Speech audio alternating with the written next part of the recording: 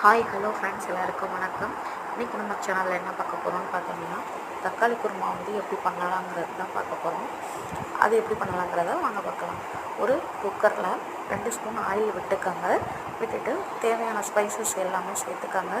Spices நல்லா பொரிஞ்ச உடனே ஒரு பல்லாரி வெங்காயம், ஒரு தக்காளியை வந்து தாளிப்புக்காக சேர்த்துக்கோங்க.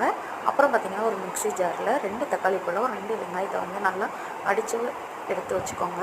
அப்புறம் பார்த்திங்கன்னா ஒரு ஸ்பூன் இஞ்சி பூண்டு பேஸ்ட்டை போட்டு நல்லா வதக்கிக்கோங்க. எண்ணெய் பிரியிற அளவுக்கு. பிரிஞ்ச பிறகு தேவையான அளவு நம்ம வந்து உப்பு சேர்த்துக்கலாம், குழம்புக்கு தேவையானது. இப்போ பார்த்திங்கன்னா உங்கள்கிட்ட என்னென்ன காய் இருக்கோ அதெல்லாம் நீங்கள் சேர்த்துக்கலாம். என்கிட்ட பட்டாணி மட்டும் தான் இருக்குது, அதனால் அதை மட்டும் சேர்த்துருக்கேன்.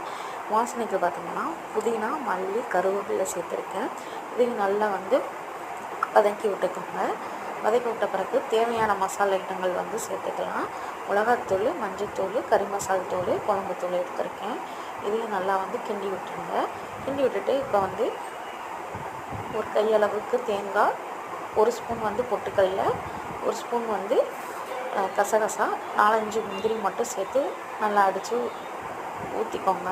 தேவையான அளவு தண்ணி வச்சு குக்கரில் 3 விசில் விட்டு எடுத்துக்கோங்க. சூப்பராக வந்து குருமா வந்து ரெடி ஆயிடுச்சு. இந்த குருமா வந்து தோசை, இட்லி, சப்பாத்தி எல்லாத்துக்கும் யூஸ் பண்ணிக்கலாம். பிடிச்சிருந்தால் லைக் பண்ணுங்கள், ஷேர் பண்ணுங்கள், கமெண்ட் பண்ணுங்கள். தேங்க்யூ.